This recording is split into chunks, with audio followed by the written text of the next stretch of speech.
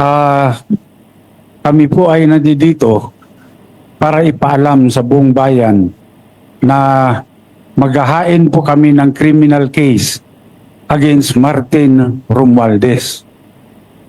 Sa kadahilanan po na siya po ay may ginawang krimen dito sa budget ng 2025. Malaking halaga po yung ipinasok nila na hindi po inaprubahan ng Kongreso. Hindi po ito ang napagkasunduan sa Bicameral Committee at nagulat na lang kami lahat nung makita namin kung bakit yung pong in-email sa amin na Bicam report, may mga blanco po rito. Ngunit, nung pinirmahan ng presidente, kumpleto na. At nung tinignan namin kung magkano yung ipinasok nila na halaga, ito po ay nagkatotal ng 241 billion.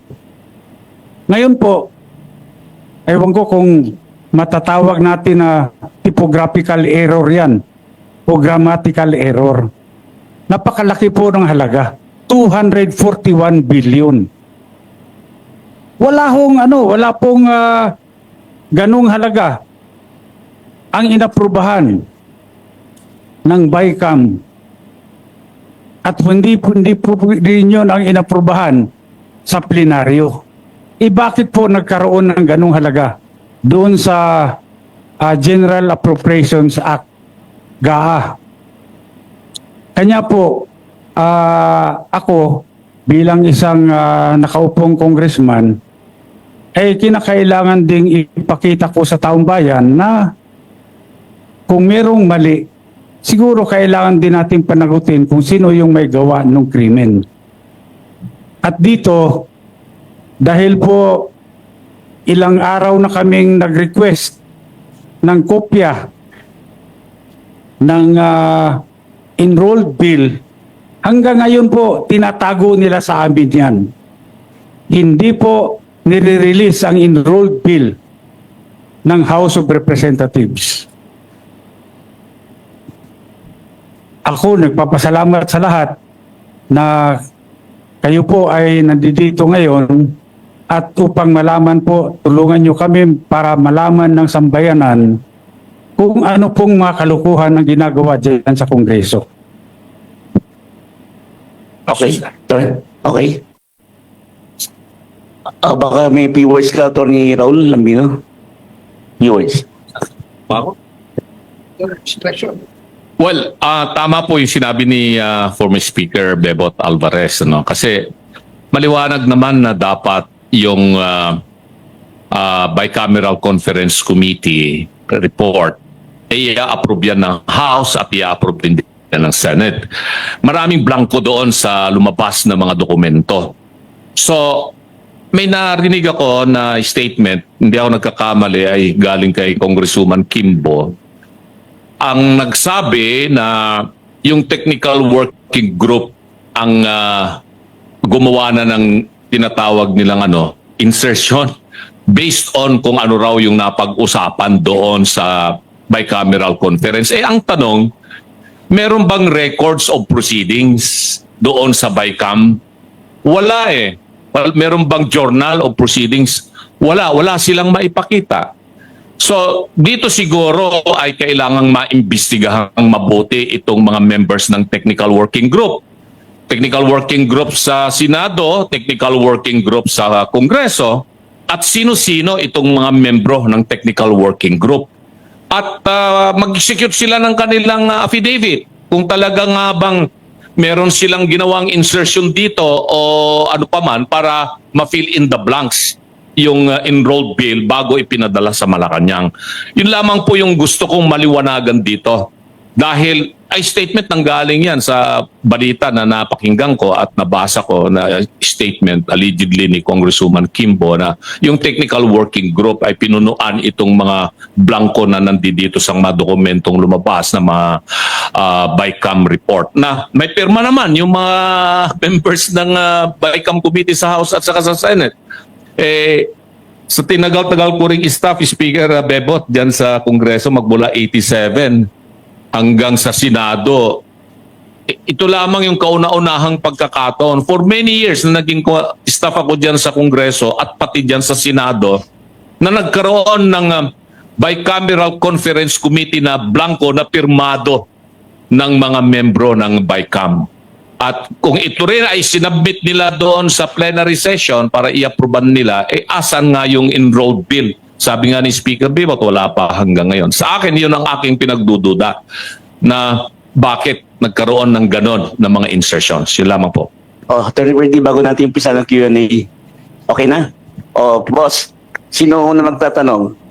Carlo Mateo ng DCWB.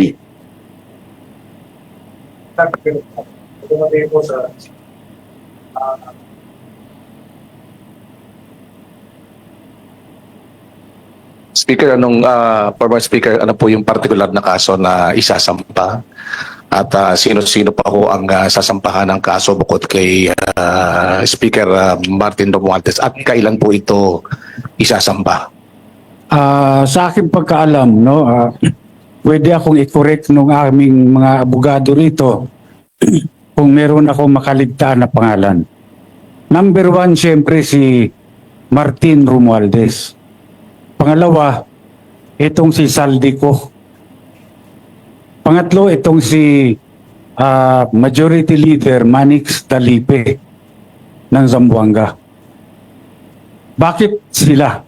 Dahil po, una, wala pong nangyayari sa House of Representatives na hindi po alam ng Speaker of the House of Representatives. Lahat po yan may basbas ng Speaker. Wala pong gagalaw dyan kapag hindi po sinabi ng Speaker. Kaya nga po dito, sigurado ako, itong si Martin Romualdez ay talagang siya ang may pakanan nito lahat. Siya ho ang author nito. Ngayon, siyempre ako gusto ko rin magpasalamat kay Congresswoman Stella Kimbo. Dahil kung meron mang tunay na bayani dito, si Congresswoman Stella Kimbo. Dahil siya mismo ang umamin na maraming blanco ang BICAM report. Ngayon, bakit nagkaroon ng 241 billion na additional budget doon sa GAA na pinirmahan ng Pangulo? Ngayon, yung mga media, pwede rin nyo rin mag-request. Request nyo sa Kongreso kung mabigyan kayo ng kopya ng enrolled bill. Bakit mahalaga ang enrolled bill? Kasi dito natin makikita kung ang enrolled bill ba ay faithful reproduction kung ano yung inaprobahan ng Kongreso sa plenary. Dahil kung ito ay magkaiba, abay malaking problema yan. Hindi nila nilalabas yung enrolled bill. Ako may suspetsa. Anong problema ba't ayaw mo ilabas? Problema dyan, kung walang enrolled bill, yung liability magsishift, mapupunta sa Office of the President. Pinirmahan niya, walang enrolled bill. Sino naglagay ng blanco? Hindi sila. Kaya malaking problema. Siguro mabuti, labas na nila yung enrolled bill. Para naman makumpare natin. Tama ba yan? O pareho ba yan? Nung inaprobahan ng BICAM, inaprobahan ng plenary. Okay. Maidagdag ko lang, sa laki ng problema nila, palagay ko that is the reason why sinulong nila kahit kapos na yung oras ng impeachment para matabunan ito. Para yun ang pag-usapan. para yung oposisyon ang nasa defensive instead of us being on the offensive. Pero hindi po natin bibitawan ito kasi napakalaki talaga, 241 billion. Eh kaming mga ordinaryong tao, we cannot even begin to wrap our heads around that figure. 241. Kaya kami ni Mr. Magpantay sa Citizens Crime Watch, we joined hands with Speaker, with Attorney Raul Lambino, with Attorney Jimmy Bondoc para isulong po ito at sa Monday po ay ipafile po namin sa City Prosecutor's Office ng Quezon City itong criminal case na ito because this is falsification of legislative documents, which is a crime. Krimen po ito. It is a crime not only under the revised penal code but in view of the amount involved, it is a crime against the Filipino people. Okay. Hello, good morning po. Noel po ng PTV News. Attorney Topacio, clarify ko lang, kailan nga ipapasa yung pag-file, anong date? Sa Lunes po, itong darating na Lunes, February 10. Kung hindi ako nagkakamali, ako ay tama. Kong Alvarez, you have mentioned earlier that it was, yung mga blank was filled out by the TWG of Kong House of Representative and Senate. So do you have the names as well, sir? I-include mo rin ba sila sa pag-file? Mapapasama yan sila siguro sa Jando.